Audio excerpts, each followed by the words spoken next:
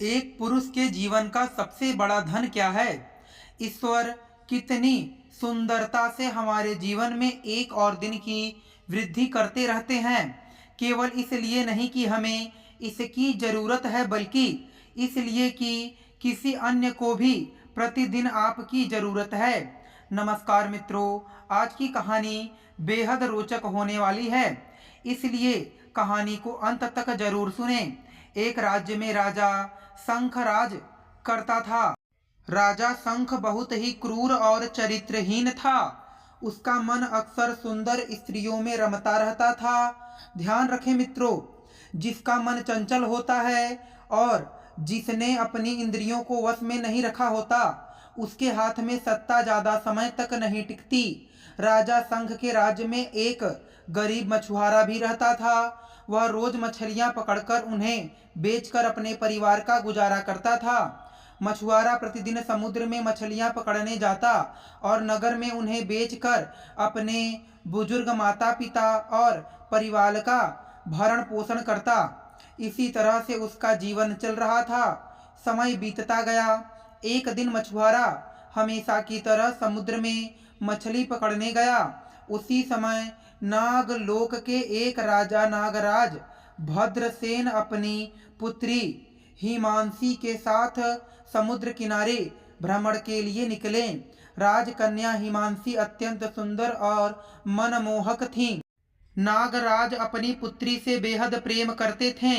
हिमांशी ने अपने पिता से कहा, पिताजी मुझे आज समुद्र तट पर भ्रमण के लिए ले चलिए। मैं वहां का दृश्य देखना चाहती हूँ और पृथ्वी पर घूमना चाहती हूँ। पुत्री की यह बात सुनकर नागराज भद्रसेन ने कहा, पुत्री हम नागवंशी हैं, हमारे लिए पृथ्वी के इन क्षेत्रों में जाना उचित नहीं है। वहाँ अन्य जीव जंतु तो रहते ही हैं, लेकिन सबसे बड़ा खतरा मनुष्य से है। मनुष्य हमारे लिए सबसे खतरनाक जीव है। लेकिन हिमांशी ने कहा, पिताजी आप चिंता मत कीजिए, मैं हर परिस्थिति में आपकी सहायता करूंगी। पुत्री की जिद के आगे नागराज भद्रसेन मान गए और समुद्र किनारे जाने के लिए तैयार हो गए। दोनों ने नाग और नागिन का रूप धारण किया और समुद्र तट पर भ्रमण करने निकल पड़े। उधर मछुआरा भी समुद्र तट पर पहुंच चुका था। उसने समुद्र में अपना जाल फेंका। पहली बार जाल फेंकने पर उसे कुछ नहीं मिला। जाल खाली लौट आया। मछुआरा परेशान होकर सोचने लगा, आज मेरी किस्मत खराब है। अगर मछलियां नहीं पकड़ गई तो मेरे परिवार का गुजारा कैसे होगा। घर में मेरे दो बुजुर्ग माता पिता भी हैं। मछुआरे ने हिम्मत नहीं हारी। उसने जाल को समेटा और दोबारा समुद्र में फेंका, लेकिन दूसरी बार भी जाल खाली निकला। अब मछुआरा और भी परेशान हो गया। मछुआरा तीसरी बार हिम्मत जुटाकर अपना जाल समुद्र में फेंकता है। इस बार जाल में कुछ ऐसा फंसा जिसने उसकी पूरी दुनिया बदल दी। जाल में नागराज भद्रसेन फंस गए, जबकि उसकी बेटी हिमांशी जो थोड़ी दूर पीछे चल रही थी, जाल से बच गई। मछुआरे ने जैसे ही जाल खींचा, उसमें फंसे नाग को देखकर वह डर गया। वह सोचने लगा, यह तो सांप है, कहीं यह मुझे काट ना ले। दूसरी तरफ नागराज भद्रसेन मन ही मन घबरा रहे थे। यह मछुआरा मुझे नहीं छोड़ेगा, आज मेरा अंत निश्चित है। हिमांशी ने जब देखा कि उसके पिता मछुआरे के जाल में फंसे हैं, तो वह बहुत परेशान हो गई। उसे महसूस हुआ कि यह सब उसकी जिद की वजह से हुआ है। वह सोचने लगी कि अगर मेरे पिता को कुछ हुआ तो यह मेरी ही गलती मानी जाएगी, मुझे कुछ करना होगा। हिमांशी ने तुरंत ही अपनी नागिन की काया त्याग दी। एक अद्भुत रूपवती स्त्री का रूप धारण कर लिया। वह इतनी सुंदर हो गई कि उसे देखकर कोई भी मंत्र मुग्ध हो जाता। उस रूप में वह मछुआरे के पास गई और बोली, हे मछुआरे, यह जो नाग तुम्हारे जाल में फंसा है, ये मेरे पिता हैं। यदि तुम इन्हें छोड़ दोगे तो मैं तुमसे विवाह कर लूंगी। मछुआरा उस सुंदर स्त्री को देखकर चौंक गया।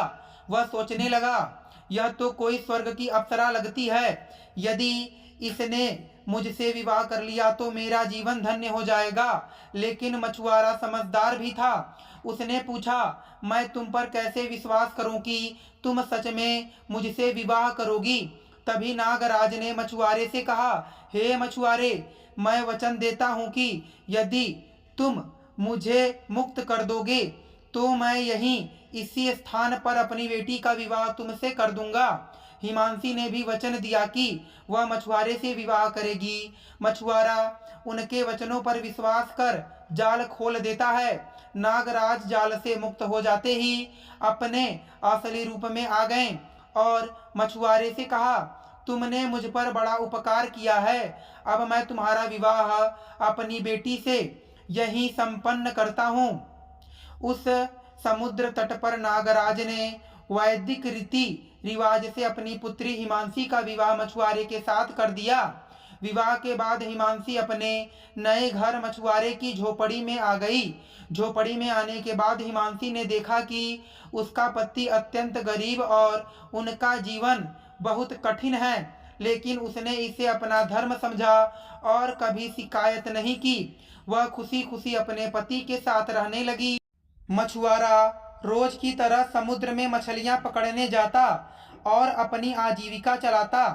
एक दिन राजा शंख का एक सेनापति उस क्षेत्र में घूमते घूमते मछुआरे की झोपड़ी तक पहुंच गया। उसने देखा कि मछुआरे के पास एक अत्यंत सुंदर स्त्री बैठी है। उसकी सुंदरता देखकर सेनापति दंग रह गया। वह सोचने लगा, इतनी सुंदर स्त्री मछुआरे के साथ कैसे हो सकती है। यह तो किसी राजमहल की शोभा बढ़ाने के लायक है। इसे यहाँ झोपड़ी में देखकर इसका जीवन बर्बाद लग रहा है। मुझे यह खबर महाराज को देनी चाहिए।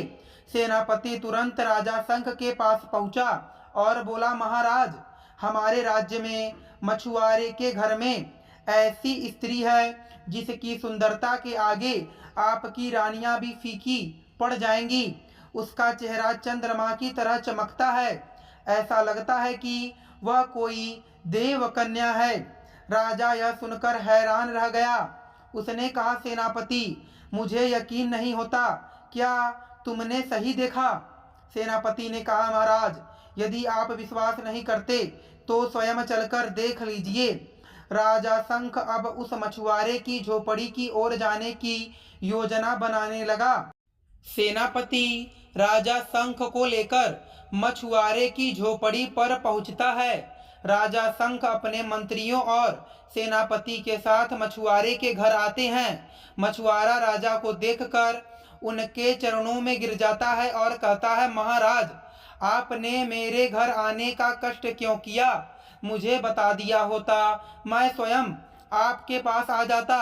राजा शंख मछुआरे से कहता है, हे मछुआरे, तुम्हें इतनी सुंदर पत्नी कहाँ से मिली। यह तो किसी राजा की रानी मालूम पड़ती है। मछुआरा उत्तर देता है, महाराज, इसने समुद्र तट पर मुझसे वैदिक रीति से विवाह किया। यह मेरी पत्नी है और अब यह मेरे साथ रहती है। राजा कहते हैं, हे मछुआरे, इतनी सुंदर पत्नी तुम्हारे पास नहीं हो सकती। यह केवल राजा का अधिकार है कि वह इतनी सुंदर स्त्री को रानी बनाए। यह स्त्री अब राजमहल में जाएगी और हमारी रानी बनेगी। राजा की बात सुनकर मछुआरा उदास हो जाता है और कहता है, महाराज, यह तो अन्याय होगा। आप सर्वशक्तिमान हैं, जो चाहें कर सकते हैं, लेकिन यह धर्म के विरुद्ध है। राजा उत्तर देते हैं, हे मछुआरे, तुम्हें हमारी 3 शर्तें माननी होगी। यदि तुम इन शर्तों को पूरा कर लोगे तो यह स्त्री तुम्हारी रहेगी, अन्यथा तुम्हें अपनी पत्नी को राजमहल में भेजना होगा और देश छोड़कर जाना पड़ेगा। मछुआरा कहता है, महाराज, मैं आपकी शर्तें कैसे पूरी करूंगा। मैं तो एक साधारण गरीब मछुआरा हूँ। राजा जवाब देते हैं, यह तुम्हारा मसला है। यदि तुम्हें अपनी पत्नी रखनी है तो हमारी शर्तें माननी होंगी। इतना कहकर राजा और मंत्री दरबार में लौट आते हैं। उधर मछुआरा उदास मन से अपनी पत्नी हिमांशी के पास जाता है। नाग कन्या अपने पति का उदास चेहरा देखकर पूछती है, हे प्राणनाथ, आपकी उदासी का कारण क्या है? क्या राजा की धमकी से आप डर गए? मछुआरा कहता है, हे प्रिय, मैं धर्म संकट में फंस गया हूँ। राजा, योगी और यज्ञी की उल्टी रीति होती है, इनसे बचकर चलना ही ठीक है। यदि तुम मेरे पास रहोगी तो राजा हमें नहीं छोड़ेगा और हमें मरवा डालेगा। तुम्हें राजा के महल में चले जाना चाहिए ताकि तुम्हारा जीवन स्वर्ग जैसा हो जाए और मेरी जान बच सके। हिमांशी ने पति की बातें सुनकर कहा, हे स्वामी, आपने ये कैसे कह दिया? मेरा विवाह आपसे हुआ है। मेरे पिता ने स्वयं आपका चयन किया है। मेरे लिए आप ही राजा हैं। आपकी झोपड़ी मेरे लिए राजमहल से कम नहीं है। मैं आपके साथ अंतिम सांस तक रहूंगी। मछुआरा चिंतित होकर कहता है, हे नाग कन्या, फिर राजा की शर्तों का पालन कैसे होगा? हिमांशी कहती है, आप राजा के दरबार में जाएं और उनकी शर्तों के बारे में पूछें। कहें कि हम उनकी शर्तें पूरी करने को तैयार हैं। अगर हमने तुम्हारी शर्तों को पूरा कर दिया तो तुम्हें भी देश निकाला दिया जाएगा, तुम्हें भी राज छोड़ना होगा। शर्त पूरा करने के बाद तुम्हें इस राज्य पर राज करने का अधिकार नहीं रहेगा। अगले दिन मछुआरा राजमहल में पहुंचा और राजा शंख कहने लगे, हे मछुआरे, हमारी पहली शर्त यह है कि हमारे घर में एक मुर्गा है। अगर तुम्हारा मुर्गा हमारे मुर्गे को हरा देता है तो तुम जीत जाओगे, लेकिन अगर हमारा मुर्गा जीत गया तो तुम्हारी पत्नी हमारे राजमहल में रहेगी और तुम्हें देश निकाला दे दिया जाएगा। मछुआरा बोला, महाराज, मुझे आपकी शर्त मंजूर है, लेकिन अगर मेरा मुर्गा जीत गया तो देश निकाला आपको भी होना चाहिए। राजा कहने लगा, ठीक है, मुझे तुम्हारी शर्त मंजूर है। राजा ने दूसरे दिन ऐलान कर दिया, पूरे शहर में मुनादी करवा दिया जाए कि अगले दिन महाराज का मुर्गा मछुआरे के मुर्गे के साथ लड़ेगा। दूसरे दिन पूरे शहर में भीड़ मुर्गों की लड़ाई देखने के लिए जमा हो गई। मछुआरा चिंतित था। उसने अपने पत्नी नागकन्या से कहा, हे प्रिय, हमारा मुर्गा राजमहल के मुर्गे को कैसे हरा पाएगा? नागकन्या बोली, आप चिंता मत करें, हमारा मुर्गा ही जीतेगा। नागकन्या तुरंत नागिन के रूप में पाताल लोक में अपने पिता नागराज भद्रसेन के पास पहुंची। उसने सारी बात बताई। नागराज ने कहा, पुत्री, चिंता मत करो, मैं तुम्हें एक शक्तिशाली दिव्य मुर्गा देता हूँ। यह ऐसा मुर्गा है कि पृथ्वी के सभी मुर्गे भी इसके सामने नहीं टिक सकते। नागकन्या दिव्य मुर्गा लेकर वापस आई। अगले दिन मछुआरा वह दिव्य मुर्गा लेकर दरबार में पहुंचा। दोनों मुर्गों को लड़ने के लिए छोड़ा गया। दिव्य मुर्गा इतना शक्तिशाली था कि उसने कुछ ही देर में राजा के मुर्गे को पराजित कर दिया। चारों तरफ मछुआरे के मुर्गे की जय जयकार होने लगी। राजा और मंत्री बोले, हे मछुआरे, अभी हमारी 2 शर्तें बाकी हैं। हमारी दूसरी शर्त है कि एक ऐसी टोकरी लाओ जो नदी के प्रवाह को उल्टा कर सके। अगर तुम यह नहीं कर पाए तो तुम्हारी पत्नी हमारे राजमहल में रानी बनेगी। मछुआरा चुपचाप अपनी झोपड़ी पर लौट आया और उदास होकर अपनी पत्नी से बोला, हे प्रिय, हमारा मुर्गा तो लड़ाई में जीत गया, लेकिन राजा ने एक और समस्या खड़ी कर रखी है। उन्होंने कहा है कि एक ऐसी टोकरी लानी होगी जो नदी के प्रवाह को उल्टा कर सके। हमारे पास ऐसी कोई टोकरी नहीं है। अब तो तुम्हें राजा के महल में जाना ही होगा। नागकन्या ने कहा, पतिदेव, आप घबराएं नहीं, मैं यह समस्या भी हल कर दूंगी। वह फिर से नागिन के रूप में पाताल लोक अपने पिता के पास पहुंची। उसने सारी बात बताई। नागराज ने पूछा, पुत्री, तुम्हारी क्या इच्छा है? नागकन्या ने कहा, पिताजी, आपने मेरा विवाह मछुआरे से किया है, वही मेरा धर्म है, मैं उसे छोड़ नहीं सकती। नागराज ने कहा, पुत्री चिंता मत करो, भगवान शिव ने मुझे एक दिव्य टोकरी दी है। इस टोकरी को नदी में डालते ही नदी का प्रवाह उल्टा हो जाएगा, इसे ले जाओ। नाग कन्या उस दिव्य टोकरी को लेकर लौट आती है और जहाँ उसका पति था वहाँ झोपड़ी पर आकर कहने लगती है, हे प्राणनाथ, यह टोकरी जैसे ही आप नदी में डालेंगे नदी का प्रवाह उल्टा हो जाएगा और आप विजयी हो जाएंगे। अगले दिन जब महाराज ने जो समय रखा था उस समय पर शहर के लाखों लोग नदी के किनारे एकत्रित हो गए। उधर मछुआरा भी अपनी दिव्य टोकरी लेकर वहां पहुंचा। राजा ने कहा, मछुआरे, अब तुम अपनी टोकरी को नदी में डालकर इसका प्रवाह उल्टा करके दिखाओ। अगर तुम्हारी टोकरी ऐसा करने में असफल रही तो तुम्हारी पत्नी हमारी हो जाएगी। मछुआरे ने टोकरी उठाकर नदी में डाली। जैसे ही टोकरी पानी को छूती है तो नदी का प्रवाह उल्टा हो गया। यह देखकर सभी जनता दंग रह गई। चारों ओर से आवाजें आने लगी, मछुआरा विजयी हो गया, महाराज आप हार चुके हैं। राजा भी जानता था कि वह दूसरी शर्त हार चुका है, लेकिन राजा हार मानने वालों में से नहीं था।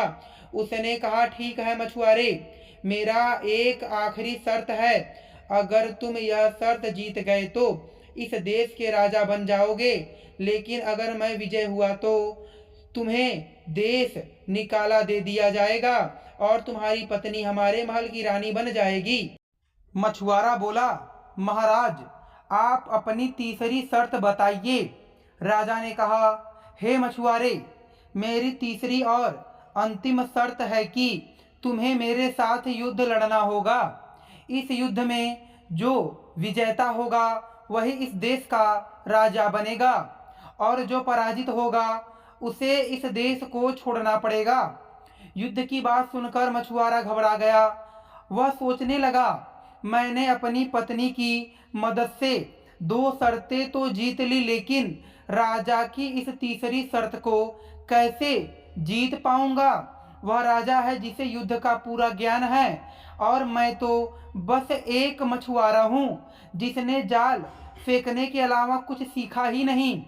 अब मछुआरा उदास मन से अपनी झोपड़ी पर लौट आया। नागकन्या ने जब अपने पति का चेहरा उदास देखा तो वह समझ गई कि कोई न कोई विपत्ति फिर से उनके जीवन में आ गई है। उसने पूछा, हे स्वामी, महाराज ने ऐसी कौन सी शर्त लगा दी है जिससे आपका मन इतना उद्विग्न हो गया है, कृपया मुझे बताइए। मछुआरा बोला, हे प्रिय, यह राजा मेरी जान के पीछे ही पड़ा है। उसने मुझे 2 दिन का समय दिया है और कहा है कि तीसरे दिन मुझे उसके साथ युद्ध करना होगा और राजा के पास जितनी भी सेना होगा उसको लेकर युद्ध में आएगा। जो विजय होगा वह इस देश का राजा बनेगा और जो पराजित होगा उसे यह देश छोड़कर जाना पड़ेगा।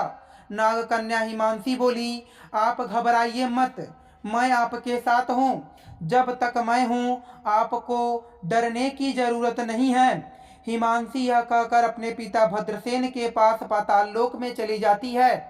वहाँ वह अपने पिता से कहती है, हे पिताजी, महाराज शंख ने आखिरी शर्त लगाई है कि मेरे पति को राजा से युद्ध करना पड़ेगा। अगर युद्ध में वह हार जाएगा तो उसे देश निकाला दे दिया जाएगा और मुझे राजा अपनी पत्नी बना लेगा। मैं बहुत चिंतित हूँ क्योंकि मेरे पति को युद्ध करना नहीं आता। तब नागराज भद्रसेन कहते हैं, बेटी तुम चिंता मत करो, मेरे पास भगवान शिव द्वारा दिया गया एक रस्सी और सोता है। इस रस्सी और सोते की मदद से राजा और उसकी पूरी सेना को पराजित किया जा सकता है। नागराज ने वह रस्सी और सोता अपनी बेटी को दे दिया। नागकन्या उसे लेकर अपने पति के पास आई और उसे समझाते हुए बोली, देखिए स्वामी, आपके सामने चाहे कितनी भी विशाल सेना क्यों ना हो, आप इस रस्सी और सोते की मदद से उन सबको हरा सकते हैं। आपको बस इतना कहना है, बांध रस्सी और मार सोता। आपके इतना कहते ही यह रस्सी उनकी सेना को बंदी बना लेगी और यह सोता उन पर कयामत बनकर टूट पड़ेगा। दूसरे दिन राजा अपनी विशाल सेना के साथ युद्ध के मैदान में आ गया। उधर से मछुआरा अकेला हाथ में रस्सी और सोता लिए हुए आता दिखाई दिया। राजा ने मछुआरे को देखते ही कहा, मछुआरे, क्यों मरने आए हो? चुपचाप अपनी पत्नी को मुझे सौंप दो। इससे अच्छा कि बिना पत्नी के जीवन जी लिया जाए। मछुआरे ने उत्तर दिया, महाराज, आप बातें मत कीजिए, पहले युद्ध कीजिए। जब युद्ध में विजय हो जाएंगे तभी मेरी पत्नी को ले जा सकते हैं। इतने बड़े सपने क्यों देख रहे हो? यदि तुम मुझसे युद्ध में हार गए तो सोचो, तुम्हें भी तो यह देश छोड़कर जाना पड़ेगा।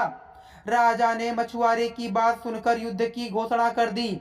मछुआरे ने रस्सी निकाली और उसे राजा की ओर सेना पर फेंकते हुए बांध रस्सी। जैसे ही उसने कहा, वह रस्सी सारी सेना को बंदी बना लेती है। फिर मछुआरे ने सोता निकाला और कहा, मार सोता। उसके इतना कहते ही वह सोता कयामत बनकर राजा शंख और उसकी सेना पर टूट पड़ा। सोते ने मार मार कर पूरी सेना को घायल कर दिया। राजा शंख का तो बुरा हाल हो गया। सोते की भयंकर मार पड़ने से राजा घबरा गया। वह मछुआरे के सामने हाथ जोड़कर गिड़गिड़ाने लगा, हे मछुआरे, मुझे प्राण दान दो, मैं अपनी पराजय स्वीकार करता हूँ। इस प्रकार राजा की हार हो गई और मछुआरा विजय हुआ। मछुआरे ने राजा से कहा, महाराज, शर्त के अनुसार अब आप इस देश के राजा नहीं रहे, आपको यह राज्य छोड़कर जाना होगा। राजा ने राज्य छोड़ दिया। मछुआरा और उसकी पत्नी नागकन्या हिमांशी वहां के नए राजा और रानी बन गए। मछुआरा और नागकन्या ने जब राजपाट संभाला तो पूरे राज्य में सुख, शांति और समृद्धि का वातावरण फैल गया। नागकन्या अपने ज्ञान और धैर्य से राजमहल का संचालन करती थी, जबकि मछुआरा अपनी सादगी और ईमानदारी से प्रजा का दिल जीत चुका था। उसकी जोड़ी को सभी आदर की दृष्टि से देखते थे। कुछ समय बाद राज्य में खुशी की लहर दौड़ आई जब यह खबर फैली कि रानी नागकन्या हिमांशी गर्भवती हैं। राजमहल से लेकर गांव-गांव तक उत्सव जैसा माहौल बन गया। हर कोई नए राजकुमार या राजकुमारी के आगमन का बेसब्री से इंतजार करने लगा। लेकिन जैसे जैसे समय बीता, नागकन्या की सेहत बिगड़ने लगी। उसकी चमकती त्वचा मुरझाने लगी, उसका चेहरा पीला पड़ गया और कमजोरी इतनी बढ़ गई कि वह बिस्तर से उठने लायक भी नहीं रही। राजवैद्य ने अपनी ओर से हर संभव प्रयास किया, लेकिन कोई भी औषधि काम नहीं कर रही थी। मछुआरा अपनी पत्नी की हालत देखकर बेचैन हो गया, लेकिन उसे कोई उपाय नजर नहीं आ रहा था। नागकन्या हिमांशी की हालत दिन प्रतिदिन खराब होती जा रही थी। इसी बीच नागराज भद्रसेन को इस स्थिति की जानकारी हुई। वह तुरंत राजमहल पहुंचे और अपनी बेटी को इस हाल में देखकर परेशान हो उठे। उन्होंने नागकन्या हिमांशी से कहा, बेटी, तुम्हारा शरीर अब पृथ्वी के नियमों के अनुसार कमजोर पड़ रहा है। तुम्हें नागलोक लौटना होगा। यहाँ रहना तुम्हारे लिए जानलेवा साबित हो सकता है। लेकिन नागकन्या हिमांशी ने अपने पिता की बात मानने से इनकार कर दिया। उसने कहा, पिताजी, मैं अपने पति और इस राज्य को नहीं छोड़ सकती। मैं यहाँ की रानी हूँ और मेरे कर्तव्य हैं कि मैं अपने पति और आने वाले बच्चे के साथ रहूं। नागराज ने समझाया, अगर तुम यहाँ रुकी तो तुम्हारा अंत निश्चित है। तुम्हारा शरीर पृथ्वी और नागलोक की प्रकृति के बीच फंसा हुआ है। यह संघर्ष तुम्हें कमजोर करता जा रहा है। लेकिन नागकन्या की जिद देखकर नागराज चुप हो गए। मछुआरा यह सब सुन रहा था। उसने नागराज से हाथ जोड़कर पूछा, हे नागराज, क्या कोई उपाय है जिससे मेरी पत्नी की जान बच सके? मैं किसी भी कठिनाई को झेलने के लिए तैयार हूँ। नागराज ने गहरी सांस ली और कहा, एकमात्र उपाय है कठोर तपस्या। तुम्हें भगवान शिव की कड़ी तपस्या करनी होगी। केवल उनकी कृपा से ही नागकन्या का जीवन बच सकता है। लेकिन ध्यान रखना, यह तपस्या अत्यंत कठिन होगी। इनमें तुम्हारी हर परीक्षा ली जाएगी। मछुआरा बिना एक पल गवाए तपस्या की तैयारी करने लगा। नागकन्या ने उसे रोकने की कोशिश की, लेकिन उसने कहा, तुम्हारा जीवन मेरे लिए सबसे बड़ा धन है। मैं हर कठिनाई सहन करूंगा, लेकिन तुम्हें कुछ नहीं होने दूंगा। मछुआरा पहाड़ों की ओर निकल पड़ा। उसने तपस्या शुरू की। घने जंगल में जंगली जानवरों के बीच उसने भगवान शिव का ध्यान किया। वह ना तो खाता ना पीता। उसकी तपस्या देखकर देवता भी चकित थे। भगवान शिव उसकी भक्ति और समर्पण से प्रसन्न हुए और प्रकट होकर बोले, हे वत्स्य, तुम्हारी तपस्या ने मुझे प्रसन्न किया है। मांगो, क्या वरदान चाहिए? मछुआरा तुरंत बोला, हे भोलेनाथ, मेरी पत्नी नागकन्या की जान बचा लीजिए।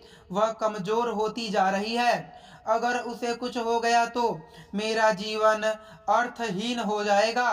भगवान शिव मुस्कुराते और बोले, तुम्हारी भक्ति अद्वितीय है। नागकन्या को स्वस्थ करने के लिए मैं तुम्हें अमृत प्रदान करता हूँ, लेकिन ध्यान रखना, इस अमृत का प्रभाव तभी होगा जब वह पूरे मन से इसे ग्रहण करेगी।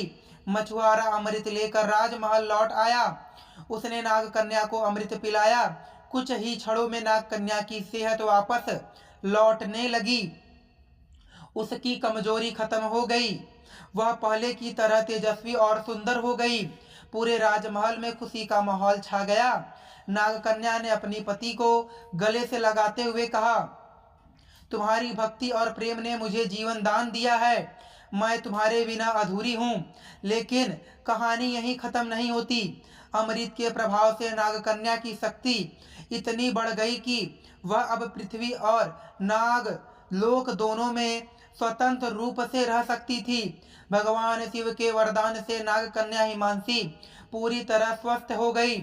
उसने एक सुंदर पुत्र को जन्म दिया, जिसे नागेश्वर नाम दिया गया। राज्य में खुशी की लहर दौड़ आई। समय बीतता गया। नागेश्वर बड़ा होकर एक साहसी और बुद्धिमान युवक बन गया। लेकिन उसके 18वें जन्मदिन के दिन नागराज भद्रसेन ने उसे बुलाया और कहा, अब तुम्हें निर्णय लेना होगा कि तुम नागलोक में रहोगे या पृथ्वी लोक में। यह निर्णय तुम्हारे पूरे जीवन को प्रभावित करेगा। नागेश्वर ने कहा, मैं दोनों लोकों में सामंजस्य लाना चाहता हूँ, लेकिन ऐसा करना शर्त के विरुद्ध था। तभी भगवान शिव प्रकट हुए और बोले, नागेश्वर, यह मार्ग कठिन है, लेकिन यदि तुम सच्चे मन से इसे अपनाओगे तो तुम्हारे कारण दोनों लोकों में शांति स्थापित हो सकती है। नागेश्वर ने भगवान शिव की बात मानकर दोनों लोकों के बीच एक पुल का निर्माण किया, जिससे नागलोक और मानवलोक में शांति स्थापित हुई। मित्रों, एक पुरुष के जीवन का सबसे बड़ा धन अच्छा स्वास्थ्य, परिवार और चरित्र होता है, जो उसे सुखी, संतोष और जीवन का अर्थ प्रदान करते हैं। मित्रों, आज की कहानी कैसी लगी कमेंट बॉक्स में कमेंट करके जरूर बताएं। वीडियो को लाइक शेयर करें और हमारे चैनल को सब्सक्राइब करें। आप सभी का धन्यवाद।